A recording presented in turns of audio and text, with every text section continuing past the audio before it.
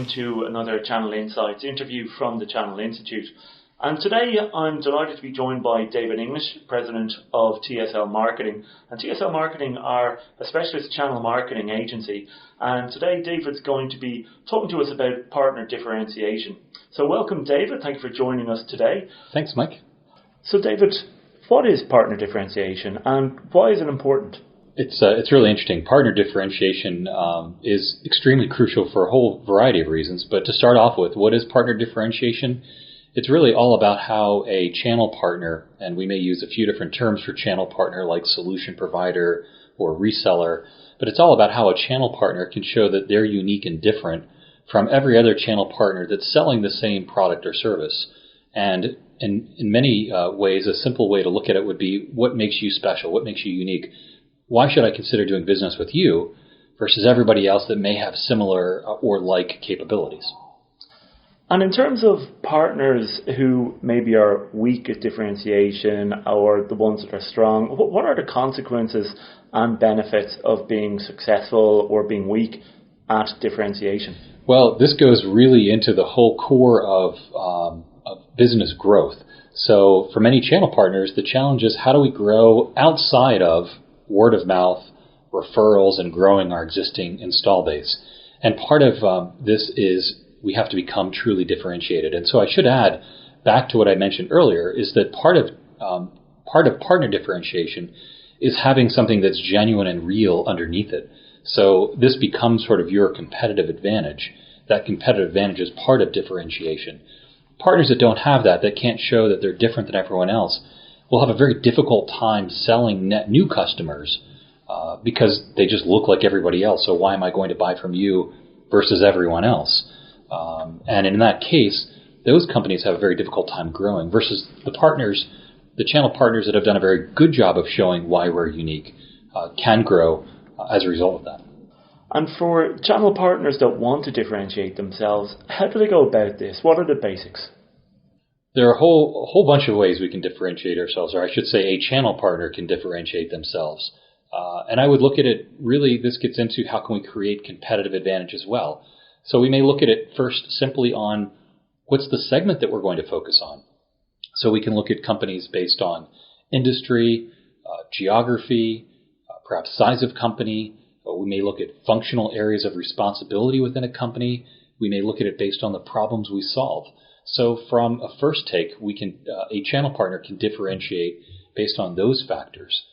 Secondly, partners can differentiate based on their own abilities. So we may look at a channel differentiation of a channel firm based on their knowledge, so their people, their subject matter expertise, where they're very good. They can differentiate based on customers that they have. So we're good, we've got good people, and we've got customers in this area to back up our differentiation. There are a variety of other ways we can differentiate that may be a little less attractive. So, for example, we can indeed differentiate on price. We don't like to do it. That's not really true competitive advantage. But certainly if you become a more efficient operation, you can differentiate on price. Or maybe you're a smaller firm and you have less overhead, you can differentiate that way. And along with that, there may be things you can do contractually to help you differentiate your firm. You're willing to provide better contract types or guarantees or terms than your competitors. Again, we would be less inclined to try to differentiate that way for channel partners or recommend it, but it's certainly at your disposal. And you mentioned different ways that they can differentiate themselves there. What about the sales process? Is there any way that channel partners can differentiate themselves during the sales process? Yeah, absolutely. In fact, if you sort of think about your business, everything you do can support how you differentiate yourself, which again is tied into your brand to one extent and tied into your competitive advantage. So during the sales process, if you have a particular differentiation, you absolutely want to pull that into your sales process. So we may pull in subject matter experts to have conversations with the customers to help demonstrate our value and our differentiation. We might pull in customers or reference our customer stories as part of that competitive differentiation. So there are all things we can do from a sales process to emphasize how we're different all along the way. And I know a lot of partners are interested in differentiating themselves along marketing lines. Are there parts of the marketing strategy or marketing approach that can be used by channel partners to differentiate themselves?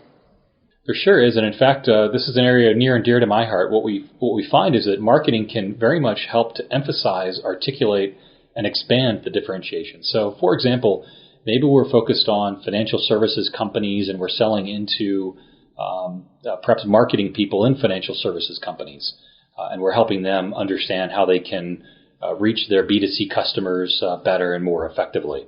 Well, guess what? We can write a lot of content about best practices in that area, what other companies are doing, use cases.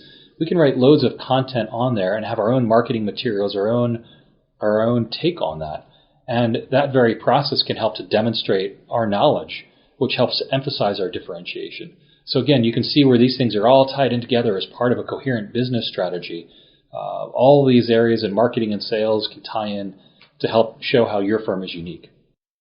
And you mentioned you've a lot of experience working with channel partners on differentiation.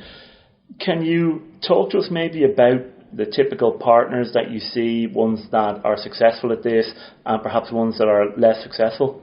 I sure can. And in fact, it's a little easier to start with the ones that aren't differentiated because they pop off the screen a little more to me as being very me too. And so the traits that those companies have is that they all look the same. So I've had a chance to do a lot of, in addition to the agency work we do, I've done a lot of consulting work over the years. And as we assess companies' digital presence, I read many channel partners. It reads as if it's the exact next channel partner. And I know it reads because I actually read the next channel partner. It's the same thing. It's the same story. And if your story is something that dozens or hundreds of other companies could say the exact same thing or relatively close to it with high degree of credibility, you're not differentiated. You're not unique. On the other hand, the companies that are highly differentiated, when you look at it, you read the story and you realize there aren't many companies at all that can say it. There may be one or two or three at best other companies that can say the exact same thing with any degree of credibility. And so those are how we would tend to see the companies that are highly differentiated, the traits that they have, from those that really go to market on a Me Too type message.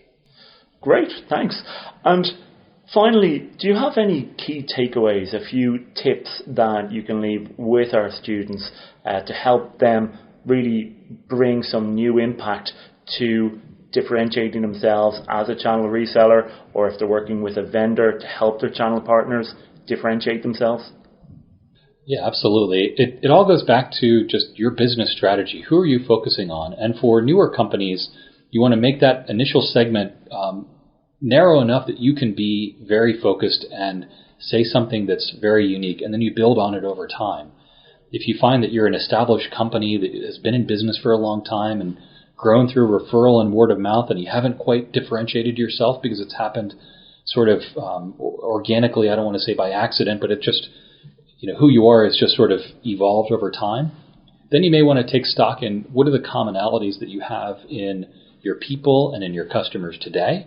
And then can you further refine that? Can you take that and say, let's take the segment that we're most strong on and really narrowly define that, more narrowly define it, and then start building over time off of that segment. That would be the best approach I can recommend.